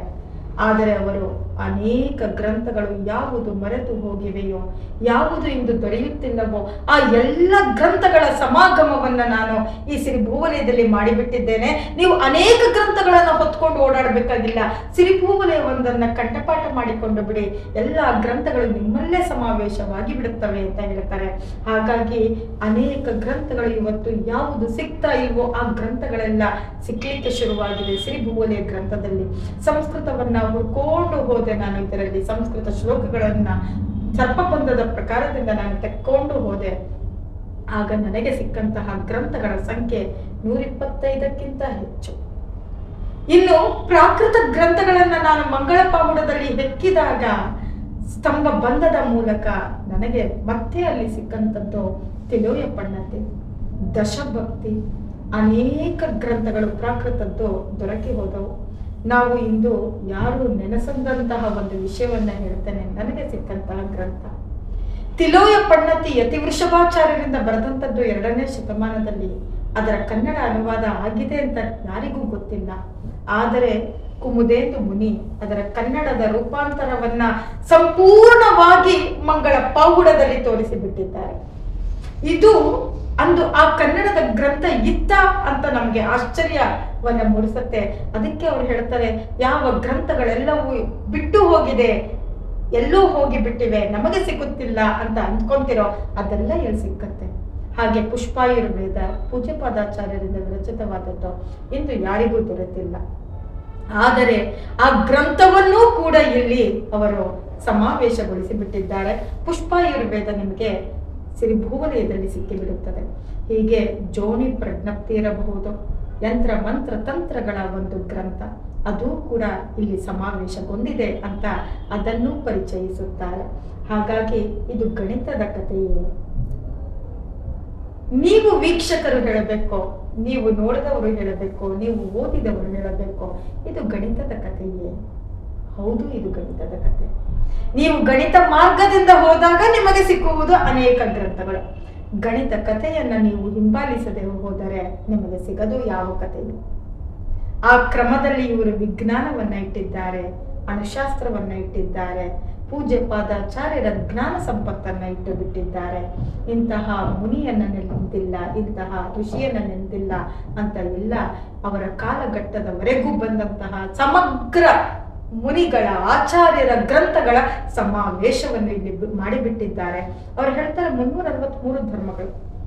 ಆದ್ರಿಂದ ಕಾವ್ಯಾಲಂಕಾರವೂ ಸಿಕ್ಕತ್ತೆ, ಪಾಣಿನಿಯ ಶಿಕ್ಷಾವೂ ಸಿಕ್ಕತ್ತೆ. ಇದರಲ್ಲಿ ಕೇವಲ ಜೈನ ಗ್ರಂಥಗಳಲ್ಲ, ಜೈನೇತರ ಗ್ರಂಥಗಳು ಸಿಕ್ಕತ್ತೆ. ಅದರಲ್ಲಿ ಋಗ್ವೇದವೂ ಸಿಕ್ಕತ್ತೆ. ಅವರು ಕೊಟ್ಟಿರುವಂತಹ ಋಗ್ವೇದದ ವಿಷಯಕ್ಕೆ ಬಹಳ ಒಂದು ವಿಶೇಷವಾದಂತಹ ಅರ್ಥ ಇದೆ. ಮನುಜರಾಡುವ ರುಕ್ಕು, ದಿವಿಜರಾಡುವ ರುಕ್ಕು, ದಾನವರಾಡುವ ರುಕ್ಕು ಅಂತ ಹೇಳ್ತಾರೆ. ಇವತ್ತು ಗೋ ಬ್ರಾಹ್ಮಣ ಶುಭಮಸ್ತು ಅಂತ ಹೇಳ್ತಾರೆ. ಯಾವುದು ದ್ವಿಜರದ್ದು ವೇದವಿದ್ದಿತೋ ಅದು ಇಂದು ಇಲ್ಲ, ಯಾವುದು ಮಾನವರದ್ದು ಇತ್ತೋ ಅದು ಇಂದು ಇಲ್ಲ. ಅವೆರಡೂ ಕೂಡ ಮನುಷ್ಯರನ್ನ, ಪ್ರಾಣಿ ಪಕ್ಷಿಗಳ ಸಂರಕ್ಷಣೆಯನ್ನ ಮಾಡ್ತಾ ಇತ್ತು. ಇವತ್ತು ಇರುವಂತಹದ್ದು ಯಾವುದು? ದಾನವರ ಋಗ್ವೇದ ಅಂತ ಹೇಳ್ತಾರೆ. ಅವರು ಹೇಳ್ತಾರೆ ಋಕ್ಷಾಖಗೆ ಸಂಬಂಧಪಟ್ಟಂತವರು ವೀರಸೇನಾಚಾರ್ಯರು, ಹಾಗೆ ನಾನು ಕೂಡ ಅಂತ ಹೇಳ್ತಾ ಆ ಋಗ್ವೇದ ಅಂದ್ರೆ ಏನು, ಋಕ್ಷಾಖೆ ಅಂದ್ರೆ ಏನು ಅಂತ ಬಹಳ ಮಾರ್ಮಿಕವಾಗಿ ಇದರಲ್ಲಿ ಅದರ ವಿಷಯವನ್ನು ತೆರೆದಿಟ್ಟಿದ್ದಾರೆ. ಹಾಗಾಗಿ ಇದೊಂದು ಸಮುದ್ರ. ಪ್ರಥಮ ಪಾಹುಡದಲ್ಲೇ ಒಟ್ಟು 9 ಖಂಡಗಳಿದೆ. ಪ್ರಥಮ ಖಂಡದಲ್ಲೇ ಇರುವಂಥದ್ದು 1264 ಹಾಳೆಗಳು. ಅರೆ ಅಷ್ಟೇನಾ ಅಂತ ಅಂದ್ಕೊಂಡ್ರೆ ಅದರಲ್ಲಿರುವುದು 59 ಅಧ್ಯಾಯಗಳು. ಮಂಗಳವನ್ನೇ ಎಲ್ಲರೂ ಕೂಡ ತಮ್ಮ ಕಲ್ಪನಾ ಶಕ್ತಿಯಿಂದ 5 ಶ್ಲೋಕ ಬರ್ಬೋದು, 8 ಶ್ಲೋಕ ಬರ್ಬೋದು, 2 ಶ್ಲೋಕ ಬರ್ಬೋದು, 1 ಶ್ಲೋಕ ಬರ್ಬೋದು ಮಂಗಳ ಹಾಡೋದಿಕ್ಕೆ ಅಂದ್ಕೊಂಡ್ರೆ ಇವರು 59 ಅಧ್ಯಾಯಗಳನ್ನ ಮಂಗಳದಲ್ಲಿ ಇಟ್ಟು ಬಿಟ್ಟಿದ್ದಾರೆ. ಇದು ಇವರ ಜ್ಞಾನದ ಪರಾಕಾಷ್ಠೆ ಅಂತ ಹೇಳಬಹುದು, ಅಪರಿಮಿತ ಜ್ಞಾನ ಅಂತ ಹೇಳಬಹುದು. ಹಾಗಾಗಿ ಮಂಗಳ ಪಾಹುಡದಲ್ಲಿ ಬರುವಂಥದ್ದು 25,000 ಶ್ಲೋಕಗಳು, ಅದಕ್ಕಿಂತಲೂ ಹೆಚ್ಚು ಸಾವಿರ ಶ್ಲೋಕಗಳು. ಕೇವಲ 1 ಅಲ್ಲ 2 ಅಲ್ಲ 8 ಅಲ್ಲ 25,000ಕ್ಕಿಂತಲೂ ಹೆಚ್ಚಿನ ಶ್ಲೋಕಗಳು ಕೇವಲ ಮಂಗಳ ಪಾಹುಡ ಖಂಡದಲ್ಲಿ ಬಂದು ಬಿಟ್ಟಿದೆ. ಆದ್ದರಿಂದ ಇದನ್ನು ಕಲಿಯಬೇಕು, ಈ ಜ್ಞಾನವನ್ನು ತಮ್ಮದಾಗಿಸಿಕೊಳ್ಳಬೇಕು. ನಮ್ಮ ಜಾಗೃತಿಯನ್ನ ನಾವು ಮಾಡಿಕೊಳ್ಳಬಹುದು ಕೇವಲ ಸಿರಿ ಭೂವಲೆಯ ಮಾರ್ಗದಿಂದ. ಆದ್ದರಿಂದ ಈ ನನ್ನ ಮಂಗಳ ಪಾಹುಡ ಯಾವ ಕುಮುದೆಂದು ವಿರಚಿತವಿದೆಯೋ ಅದರ ಪ್ರಥಮ ಅಧ್ಯಾಯದ ಗಾಥೆಗಳನ್ನ, ಕಾವ್ಯಗಳನ್ನ ಓದ್ತಾ ಇದ್ದಾಗ ಅನ್ನಿಸ್ತು, ಜನರು ಕಾವ್ಯವನ್ನ ಓದ್ಬೋದು, ಆದ್ರೆ ಅರ್ಥ ಹೇಗ್ ಬೇಕಾದ್ರೂ ಮಾಡ್ಕೋಬಹುದು. ಆ ಕಾರಣದಿಂದಲೇ ಇದಕ್ಕೆ ವಿವರಣಾ ಭಾಷ್ಯ ಅಂತ ಹೇಳಿ ಅದನ್ನು ಅರ್ಥೈಸುವಂತಹ ಒಂದು ವಿವರಣೆಯನ್ನು ಕೊಟ್ಟಿದ್ದೇನೆ ನಾನು. ಮತ್ತೊಂದು ಆಸೆ ನನ್ನದು, ಯಲವಭೂ ಅಂತ ಹೇಳಿ ಆ ಕನ್ನಡ ನಾಡಿಗೆ, ಹಾಗೆ ಅವರಿದ್ದಂತಹ ಪ್ರದೇಶಕ್ಕೆ, ಆ ಪ್ರದೇಶದ ಹಿರಿಮೆಯನ್ನ ಸಾರಿಬಿಟ್ಟಿದ್ದಾರೆ. ಗ್ರಂಥಕ್ಕೆ ಒಂದು ಹಳ್ಳಿಯ ಹೆಸರನ್ನು ಇಟ್ಟು ಬಿಟ್ಟಿದ್ದಾರೆ. ಆ ಕಾರಣದಿಂದ ಈ ನನ್ನ ಗ್ರಂಥ ಲೋಕಾರ್ಪಣೆಗೊಳ್ಳಬೇಕು ಅಂತಂದ್ರೆ ಆ ಪಾವನ ಭೂಮಿಯಲ್ಲೇ ಲೋಕಾರ್ಪಣೆಗೊಳ್ಳಬೇಕು ಅನ್ನೋದು ನನ್ನ ಆಸೆ. ಹಾಗಾಗಿ ಮಾರ್ಚ್ 13, 2026 ಪ್ರಾಯಶಃ 16ನೇ ಶತಮಾನದವರು ಕುಮುದೇದು ಮುನಿ. ಯಾಕೆಂದ್ರೆ ಅವರು ತೃತೀಯ ಮಂಗರಸನನ್ನ ಸ್ಮರಿಸಿಕೊಂಡಿದ್ದಾರೆ. ಮಂಗರಸನ ಕಾಲ 1503 ಸಮಯ ಅಂತ ಹೇಳ್ಬೋದು. ಅವರನ್ನು ಜ್ಞಾಪಿಸ್ಕೊಂಡಿರೋದ್ರಿಂದ 59ನೇ ಅಧ್ಯಾಯದ ಮಂಗಳ ಪಾಹುಡದಲ್ಲಿ ಇವರು ಬಹುಶಃ 16ನೇ ಶತಮಾನದ ಆರಂಭದಲ್ಲಿ ಅಥವಾ ಮಧ್ಯದಲ್ಲಿ ಇದ್ದಿರಬಹುದು ಅಂತ ಈಗ ದೊರಕಿರುವಂತಹ ಆ ಅಧ್ಯಾಯಗಳ ಪ್ರಕಾರದಿಂದ ಹೇಳಬಹುದು. ಅಂದ್ರೆ 16ನೇ ಶತಮಾನದವರು 718 ಭಾಷೆಯನ್ನ ಅರ್ಥ ಮಾಡ್ಕೊಳ್ಳಿಕ್ಕೆ, ಅದರಲ್ಲಿ ಕೃತಿಯನ್ನ ರಚಿಸಲಿಕ್ಕೆ ಸಾಮರ್ಥ್ಯವನ್ನ ಹೊಂದಿದ್ರು ಅಂತಂದ್ರೆ ಅದು ಹೆಮ್ಮೆಯ ವಿಷಯ. ಆ ಕಾರಣದಿಂದ ಆ ಕುಮುದೇಂದು ಮುನಿಗೆ, ಅವರ ಜ್ಞಾನ ಸಂಪತ್ತಕ್ಕೆ, ಅವರ ಪ್ರಭಾವನೆಗೆ ನಾವೊಂದು ಕೊಡುಗೆಯನ್ನ ಕೊಡಬೇಕು ಅಂತ ಮನಸ್ಸನ್ನ ಮಾಡಿ 9 ಭಾಷೆಗಳಲ್ಲಿ, ಅಂದ್ರೆ 4 ದ್ರವಿಡ ಭಾಷೆಗಳು, ತುಳುವನ್ನು ಹೊರತುಪಡಿಸಿ ಇನ್ನು ಗುಜರಾತಿ, ಮರಾಠಿ ಇತ್ಯಾದಿ ಭಾಷೆಗಳಲ್ಲಿಯೂ ಕೂಡ ಸೇರ್ಪಡಿಸಿ ಒಟ್ಟು 9 ಭಾಷೆಗಳಲ್ಲಿ ಈಗ ಪ್ರಥಮ ಅಧ್ಯಾಯವನ್ನ, ವಿವರಣಾ ಭಾಷ್ಯವನ್ನ ತೆಗೆದುಕೊಂಡು ಬರ್ತಾ ಇದ್ದೇವೆ. ಆ ಪ್ರಾಂತ್ಯಗಳಲ್ಲೇ ಅದನ್ನ ಲೋಕಾರ್ಪಣೆ ಮಾಡೋದು ಅಂತ ನಮ್ಮ ವಿಚಾರ ಇರುವಂಥದ್ದು. ಆ ಕಾರಣದಿಂದ ಕರ್ನಾಟಕದಲ್ಲಿ ಯಲವಳ್ಳಿಯಲ್ಲಿ ಅದರ ಲೋಕಾರ್ಪಣೆ ಆಗ್ತಾ ಇದೆ. ಈ ಚಾತುರ್ಮಾಸದ ಸಮಯದ ಹೊತ್ತಿಗೆ ಈಗ ಎಲ್ಲರಿಗೂ ತಿಳಿದಿರುವಂತಹ ವಿಷಯ ಇನ್ನೂ ಡಿಕೋಡ್ ಆಗಿಲ್ಲ ಅನ್ನುವಂಥದ್ದು ತುಂಬಾ ಒಂದು ಸುದ್ದಿಯಲ್ಲಿರುವಂಥದ್ದು. ಆದರೆ 59 ಅಧ್ಯಾಯಗಳು, ಪ್ರಥಮ ಖಂಡ ಯಾವುದು ದೊರಕಿದೆಯೋ ಅದರ 59 ಅಧ್ಯಾಯಗಳು ಕೂಡ ಡಿಕೋಡ್ ಆಗಿ ಹೋಗಿದೆ. 9 ಭಾಷೆಗಳಲ್ಲೂ ಅದನ್ನ ಸಿದ್ಧಪಡಿಸಿ ಇಟ್ಟಿದ್ದೇನೆ. ಹಾಗಾಗಿ ಇನ್ನು ಮುಂದೆ ನಾನು ಅದನ್ನ ಕೊಡಬೇಕು ಅಂದ್ರೆ ಪ್ರತಿಯೊಂದು ಅಧ್ಯಾಯಕ್ಕೂ ವಿವರಣಾ ಭಾಷ್ಯವನ್ನ ಕೊಡ್ಲಿಕ್ಕೆ ಹೋದ್ರೆ ಈ ನನ್ನ ಬಬಾ ಮುಗಿದು ಹೋಗ್ಬಿಡ್ಬೋದು. ಹಾಗಾಗಿ ಅದಕ್ಕಿಂತ ಮೊದಲು 59 ಅಧ್ಯಾಯಗಳನ್ನ ಯಾವುದನ್ನ ತೆಗೆದಿದ್ದೇನೋ, ಡಿಕೋಡ್ ಮಾಡಿದ್ದೇನೋ ಅದರಲ್ಲಿರುವ ಕಾವ್ಯಗಳ ಗುಚ್ಛವನ್ನ ಅದರ ರಹಸ್ಯದೊಂದಿಗೆ ಕೊಟ್ಟು ಬಿಡುತ್ತೇನೆ. ಸಿಲ್ಬು ವಲಯ ಎಂಥ ಗ್ರಂಥ ಕೇಳಿದ್ರಿ ಅಲ್ವಾ? ಇದು ಓದೋದು ಸುಲಭ ಅಲ್ಲ. ಬೇರೆ ಗ್ರಂಥಗಳ ಥರ ನಾವು ಓದ್ಕೊಂಡು ಹೋಗ್ಬಿಡೋಕ್ಕಾಗಲ್ಲ. ಇದು ಒಂದು ಕೋಡ್ ಲ್ಯಾಂಗ್ವೇಜಲ್ಲಿದೆ. ಇದನ್ನು ಡಿಕೋಡ್ ಮಾಡಬೇಕು. ಈ ಡಿಕೋಡ್ ಮಾಡೋ ಅಂಥ ಪಾಂಡಿತ್ಯ ಇರುವಂಥ ಏಕೈಕ ವ್ಯಕ್ತಿ ನಮ್ಮ ಮುಂದೆ ಇದ್ದಾರೆ, ತೇಜಸ್ವಿನಿ ಇವರು. ಅದಕ್ಕೆ ಇವರಿಗೆ ಜ್ಞಾನದೀಪಿಕೆಯ ಪರವಾಗಿ ನಾನು ಅಭಿಮಾನಪೂರ್ವಕ ವಂದನೆಗಳನ್ನ ಹೇಳ್ತೀನಿ. ಅಷ್ಟೇ ಅಲ್ಲ, ಸದ್ಯದಲ್ಲೇ ಇವರು ಒಂದು ಶಿಬಿರ ನಡೆಸ್ತಾ ಇದ್ದಾರೆ ಸಿಗು ವಲಯದಲ್ಲಿ. ಆ ಶಿಬಿರ ಯಶಸ್ಸು ಕಾಣಲಿ ಅಂತ ಹಾರೈಸ್ತೀನಿ. ತೇಜಸ್ವಿನಿ ಅವರೇ, ನೀವು ನೋಡ್ಕೊಂಡು ಬಂದಿದ್ದೀರಾ ಅಂದ್ಕೊಂಡಿದ್ದೀನಿ ನಮ್ಮ ಈ ಸರಣಿ ಕಾರ್ಯಕ್ರಮ ಸಾಹಿತಿಗಳೊಂದಿಗೆ ಸಂವಾದ. ಇದ್ರ ಬಗ್ಗೆ ನಮ್ಮ ಅಭಿಪ್ರಾಯ ಏನು, ಹಾಗೆ ನಮ್ಮ ಶ್ರೋತೃಗಳಿಗೆ ನಿಮ್ಮ ಸಂದೇಶ. ಶ್ರೀಮತಿ ವೈಶಾಲಿ ಪ್ರಭು ಅವರು ಯಾವ ಕಾರ್ಯ ಮಾಡಿದ್ರು ಕೂಡ ಅದರಲ್ಲಿ ಅಚ್ಚುಕಟ್ಟು ಅಂತ ಹೇಳಲಿಕ್ಕೆ ಇಷ್ಟಪಡ್ತೇನೆ. ಮತ್ತೆ ಜನರನ್ನ ಗುರುತಿಸುವಂತಹ ಆಕೆಯ ಸಾಮರ್ಥ್ಯ ಅದು ಉತ್ತಮವಾದದ್ದು, ಅದ್ಭುತವಾದದ್ದು. ಅದರಲ್ಲಿ ನೀವು ಕೂಡ ಒಬ್ರಿದ್ದೀರಾ ಅಂತ ಹೇಳಲಿಕ್ಕೆ ಇಷ್ಟಪಡ್ತೇನೆ. ಸಾಹಿತಿಗಳನ್ನ ಪರಿಚಯ ಮಾಡಿಕೊಡೋದು ಅನ್ನೋದಕ್ಕೂ ಕೂಡ ಒಂದು ಸಾಮರ್ಥ್ಯ ಬೇಕು. ಹಾಗಾಗಿ ಸಮರ್ಥವಾದ ಮಹಿಳೆ ಬೇಕು ಅಂತ ವೈಶಾಲಿ ಅವರು ನಿಮ್ಮನ್ನು ಕೂಡ ಆಯ್ಕೆ ಮಾಡಿರೋದು ತುಂಬ ಉತ್ತಮ ಆಯ್ಕೆ ಅಂತ ಹೇಳಲಿಕ್ಕೆ ಇಷ್ಟಪಡ್ತೇನೆ. ಹಾಗೆ ಈ ಜ್ಞಾನದೀಪಿಕೆ ಅನ್ನುವಂತಹ ಒಂದು ಕಾರ್ಯಕ್ರಮ ಯಾವುದು ಬಂದಿದೆಯೋ ಅದರಲ್ಲಿ ಅನೇಕ ಸಾಹಿತಿಗಳು ಈಗಾಗಲೇ ಬಂದು ಹೋಗಿದ್ದಾರೆ. ಹಾಗಾಗಿ ಆ ಸಾಹಿತಿಗಳ ಒಂದು ಪರಿಚಯವನ್ನು ನೀವಿಬ್ಬರೂ ಸೇರಿ ನಮಗೆ ಮಾಡಿಕೊಟ್ಟಿದ್ದೀರಾ. ಹಾಗಾಗಿ ನಿಮಗೆಲ್ಲರಿಗೂ ಕೂಡ ಹೃತ್ಪೂರ್ವಕ ಧನ್ಯವಾದಗಳು. ಈ ಕಾರ್ಯಕ್ರಮದ ಆಯೋಜಕರಿಗೆ ಹಾಗೆ ನಿರೂಪಕರಿಗೂ ಕೂಡ. ಯಾವಾಗ ಒಬ್ಬ ಸಾಹಿತಿಯ ಮನಸ್ಸನ್ನ ಅರ್ಥ ಮಾಡ್ಕೊಳ್ಳಿಕ್ಕೆ ಸಾಧ್ಯವೋ ಆಗ ನಮ್ಮಲ್ಲಿ ಜ್ಞಾನ ಮತ್ತೆ ಚಿಗುರುತ್ತಿದೆ ಅಂತ ಅರ್ಥ ಮಾಡ್ಕೊಳ್ಬೋದು. ಹಾಗಾಗಿ ಅಂತಹ ಜ್ಞಾನ ದೀಪಿಕೆಯ ಮೂಲಕ ಈ ಸಾಹಿತಿಗಳ ಪರಿಚಯವನ್ನು ಮಾಡಿಕೊಡ್ತಾ ಇರುವಂತಹ ಎಲ್ಲರಿಗೂ ಶುಭವಾಗಲಿ. ಇಂತಹ ಕಾರ್ಯಕ್ರಮಗಳು ಮತ್ತಷ್ಟು ಬರಲಿ, ಸಾಹಿತಿಗಳ ಅನೇಕರ ಪರಿಚಯವಾಗಲಿ ಅಂತ ಹೇಳಲಿಕ್ಕೆ ಇಷ್ಟಪಡ್ತೇನೆ. ಸಂಸಾರ ಜೊತೆಗೆ ಒಂದು ಕಾಲೇಜಿನ ಜವಾಬ್ದಾರಿ ಇವೆರಡು ನಡೆಸೋದೇ ಬಹಳ ಕಷ್ಟ.